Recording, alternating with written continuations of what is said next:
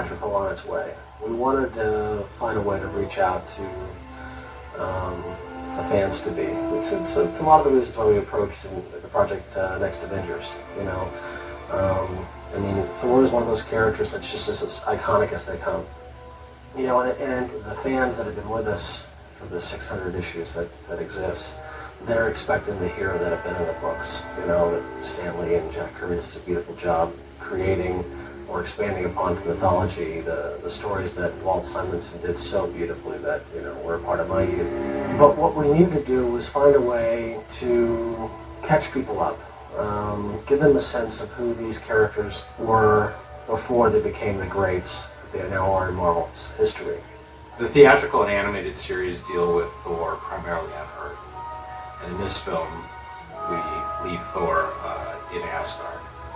We think that this was an opportunity to do something a little bit different than expected. I think Thor as an adult is sometimes too iconic. I don't think he's got much room to go. I guess like in the Ultimates, he was who he was.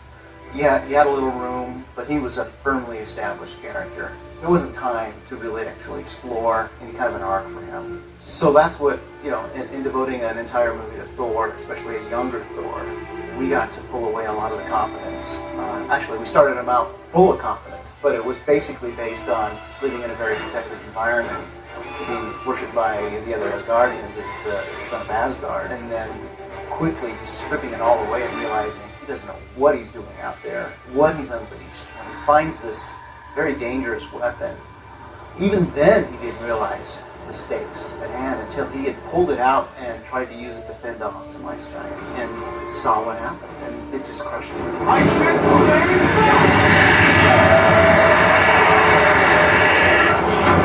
What we found when we started doing some research was that there was this great miniseries that was done several years back called Thor, Son of Asgard, where it actually explored Thor from the point of view of when he was growing up and when he and his friends were all before they had been knighted, so to speak. We really liked the idea of tackling that story. It's almost like, young Indiana Jones, that first sequence of Last Crusade, where you got to see where the hero came from. And we pushed the story back as far as we could, and what we ended up with was loving brothers who didn't know who they were meant to be, which I think is a really rich place to begin telling their story. Because for those who know them, they're watching these characters who love each other dearly, knowing that they're destined to become the worst of enemies. Loki is so established as the villain to Thor, and he's very complex. And a complex character, I think, demands to have something in his past that has turned him that way. And what a great opportunity, actually, to take him a little bit before that and start planting the seeds of the kind of character that he would become. And for those that don't know the characters, they get to enjoy them in ways that will be enriched later on when the live-action film comes on, because they get to know them in their youth, and they get to see where they wound up in their adult lives. And I think it just widens the world for all the fans out there, and the fans to be. Conceal ourselves from our friends? Friends who are not foolhardy enough to set sail with the sons of Odin on their vessel. Now make haste before you... Well, normally Craig and I, we sit down and we kind of work out what we want to see in the movie and what's important to us. And we've done that on all of them, on all the projects. We have a really smooth working relationship. We're free to actually be very stupid, call each other stupid, and no feelings are hurt, but ultimately we end up with this kind of a structure. We worked it out in roundtable fashion, just the main story beats. They are going to go here, they needed to go get horses, so we're going to send them to the training grounds of the Valkyries, and then we would start just kind of going back and forth on some interesting elements like the bar fight. A lot of the stuff just came out in that room, and I wrote down as much as I could, and then from there we had this nice structure. And then I went and started writing the first draft. There was in canon Thor getting his hammer, and having to go through certain trials. And I think our first incarnation we were going to do that story.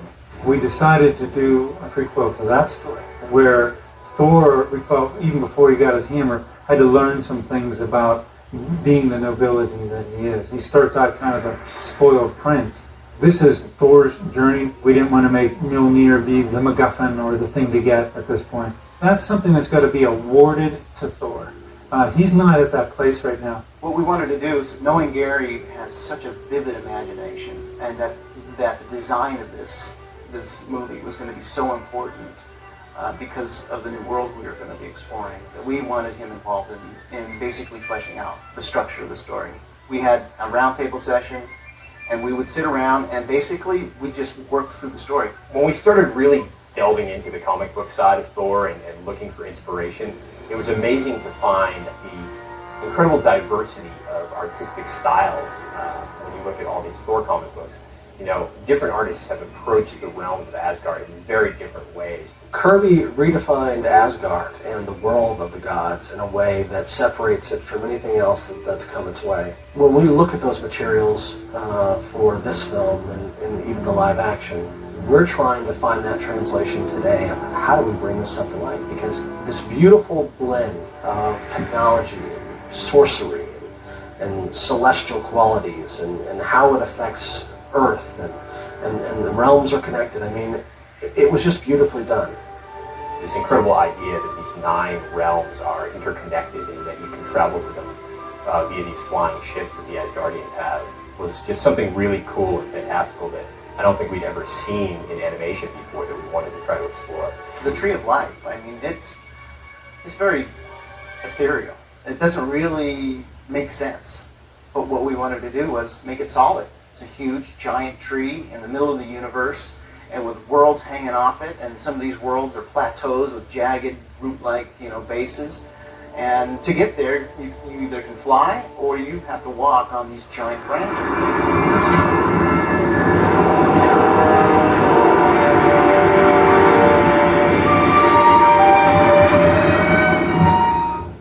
In Hulk versus Thor. One of the things that we did, we're looking at that as Thor now. And Thor, the cities are all gleaming and whatever. And what we did was we said that ours is earlier than that. We almost gave it a bit of a sepia tone look. It's full color, but it just has a little feeling that we're telling a tale. And so that with the bright colors that Frank used in Hulk versus Thor, it feels like it's now, it's happening, it's in your face. And then what we're doing is we're leading up to that. So when you see Asgard in Tales of Asgard, you're looking at a time before Asgard has reached its full glory. So you see some of the same buildings and locations, but they do have a little bit more of the wood and iron feel to them. So it's almost as if the gods haven't achieved the full technology of what they'll have in future stories. Stand guard. I hear something. What this time, Hogan? A moth? A cricket? Perhaps a... Don't.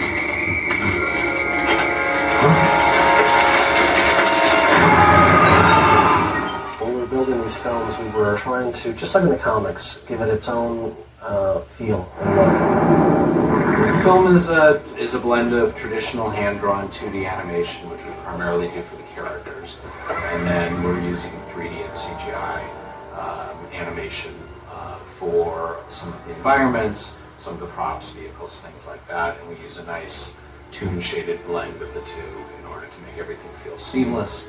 We worked with Answer Studios in Tokyo. They're one of our go-to studios, and they've done several of our other films, and we're just really thrilled to be able to work with them again on this film, and boy, they delivered.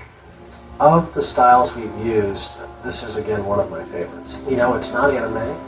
I think it's a little richer than some of the more angular styles that have been used in the past, not necessarily on our own films, but the shapes are very round and full and powerful. And it's so important because scale is a huge issue here when you've got frost giants and trolls and all the other creatures that are surrounding our heroes and villains.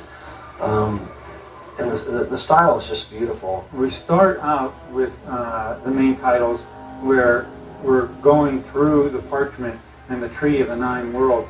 And what we're doing, you see it from a distance, and we actually zoom in and we go past all the different things, Odin and whatever else. What we're actually doing in the opening is following the adventure trail that Thor is going to take. Perception are an incredible organization who designed beautiful, beautiful main titles, and we really allowed them to take a lot of freedom. So our title sequence for Thor, we really wanted to explore this sort of ancient scripture, this sort of ancient scroll, and show, this story is a legend. So, there's so much potential and so many different ways that this could be executed.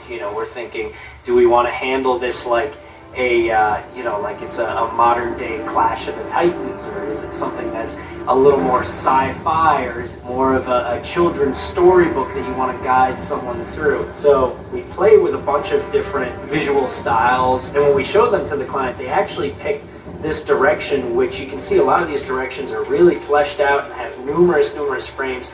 And this was sort of something that was just sort of, it worked, it looked really cool, and we instantly realized that, all right, there's a lot that we can really do with this. So very, very early on in the process, we started doing what were essentially just some really simple motion tests, just to figure out how these textures, how these elements, and whatnot could sort of work together. And then we put this together. This is a more detailed section. We showed this to our client as a separate element, just to just so that they could see how our animation is going to flow and how our action is spelled out. But then once we move out of this section, you'll see how we get a little more primitive in our animation, just to block this out for ourselves. So again, we're traveling through Jotunheim. We're figuring out which names are going to appear where and when. And then we have this very rough, these almost like color form shapes that are just blocking out and just taking up space. But for us, it's it doesn't look like much, but it's so valuable in figuring out our timing, our sequence of events, our transitions, and where those big transitions are going to take place, and how we can bridge one element to another. How we can have the arrows shoot out from behind the tree, follow them, and then have the arrows lead us directly to the front gate and to our inner castle kind of workings. So blocking all this stuff out, very simple. We then introduce our big dimensional sword of Surtur. We have our title coming into play, and we show how everything's just going to break apart. We consider ourselves very lucky that we put together something like this, and then this gets handed off to Guy, and he starts to compose based on our sequence and from our work. The main title is one of the most important pieces of music in the film, and it sets out what the whole sound of the film, but more than the sound of the film, it's more than the music, it's also to do with what the film is about, and so you get a lot from the main title. And with this particular main title, it does this thing which I really like, where you sort of play with time signatures. So when you first hear it come in, you think the pulse is in one place, and then it's actually somewhere slightly different. And then when other instruments come in, you then feel the real pulse, and that's quite a nice sleight of hand thing, which is quite satisfying to do. Like all these main titles, they need to build up to different little climactic moments, and then build up to another, and then build up to another. So you're sort of always building, and you're trying to work in, your main theme, your basic idea into the fabric of the thing, and working with the ideas of the people who are designing the graphics for the main title as well.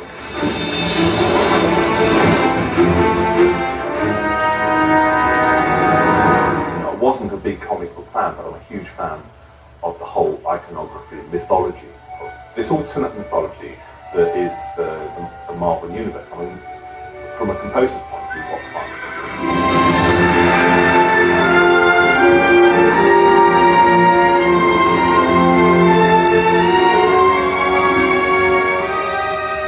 If there was a challenge in the film, it was maintaining the sense of it being epic without it being epic every moment of the film.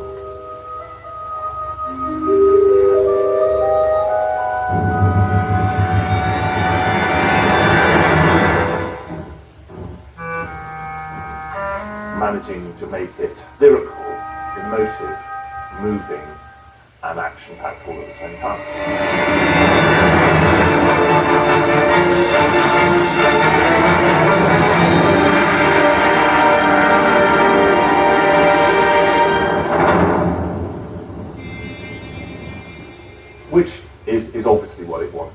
And I hope what it's got. I'm very pleased with it. I think it's quite a different film to any of the other Marvel films, and I think arguably, certainly one of the best, if not the best. Why Marvel Comics do so well is that the characters, no matter if they're gods, eternals, mutants, or what have you, they're humans first. And these are characters that, even though they can do extraordinary things, question themselves. And Odin's need to protect them and keep them safe has in a way crippled them. And their destinies will be had whether he likes it or not. And this is that story about all of his great work as a loving father coming back to bite him a little bit, because instead of letting them get small tastes of the world around them, they were forced to be hidden from it. And then their first exposure is an adventure that neither were prepared for. It's magnificent and large, very large. Who of us knew would be that large?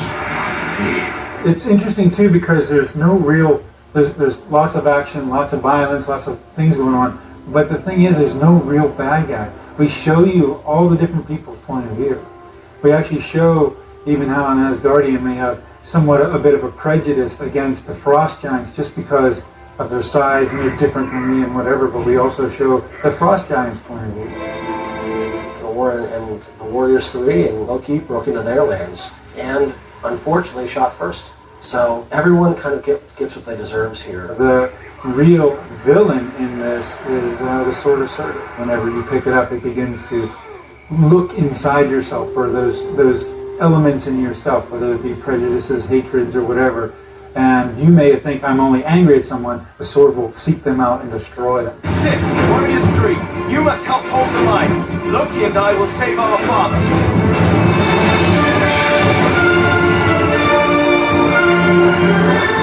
Kevin Feige really wanted to see the Warriors 3 in this film. He thinks they're incredibly important to the Thor franchise. He feels that way when it comes to the theatrical movie. And he's right. But the Warriors 3 would not be so easily diverted from their quest. For the Sword of Surtur is worth risking both life and limb. Once we found how they fit, they were a pleasure to put in every scene. And again, you look at the bar fight, it's amazing.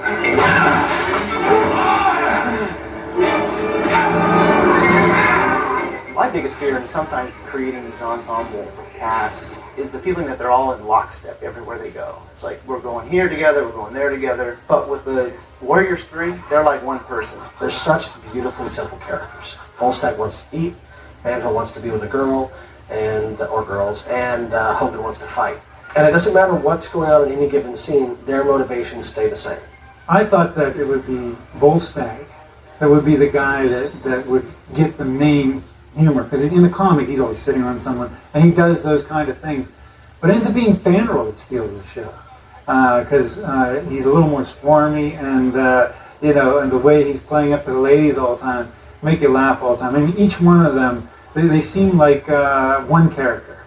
My favorite character in the new movie is actually Loki, because we're really exploring a dimension of Thor and Loki's relationship that hasn't been explored very thoroughly in the comics or in any other medium before. And it's this period of time when they really were best friends. There's a scene where Thor's led everybody onto Jotunheim and they're staring out over this ice field. Everything in his life has been easy. And suddenly he's there realizing this place is huge. I'm never going to find this sword. And he just sits there. And Loki comes and sits next to him, just starts boosting him up and talking to him. And I just love that conversation. And I love that Loki is the one who actually is there propping his brother up in times when he's down. You know, this is a period of time before he discovers what his heritage is. Now, we do hint at Loki's heritage in the movie. There are little nods to it.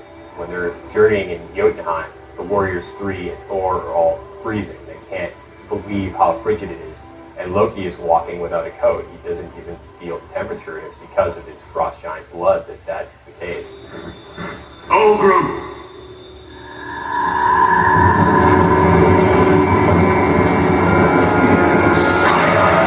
Ulgrim ends up being a tragic character. It's funny, when we were editing it, Jesse saw him as the bad guy because we edited the last part before we got to the front part. But then we saw the fun part when we were editing. He goes, well, he's not such a bad guy, is he? He's actually a really good guy. And he actually cares about these people. And it kind of is a story of hardening bitternesses. Your Eminence, I am Thor, son of Odin.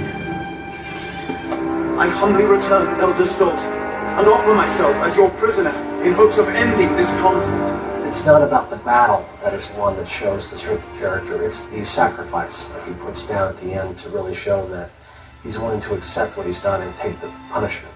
You know, that's the growth of the character that speaks to what Jack and Stan started so long ago. It's about the growth within, not the power that he wields. It's interesting because you watch Thor be a different Thor at the end. You know, he's a little more wiser. He's a little more Odin-like than when he starts out. This is the story that really has a beautiful arc. You know, everyone is different when it's over, and they're all set on a course for the paths we know so well from the comics. That's what the Journey films are great for, because you're watching the progress and the change in a character. It's always tough when you're doing the early years of characters that are loved in their adult lives, but I think for the people who do, I think they'll see everything they love about these characters in the moments that we have in front of them.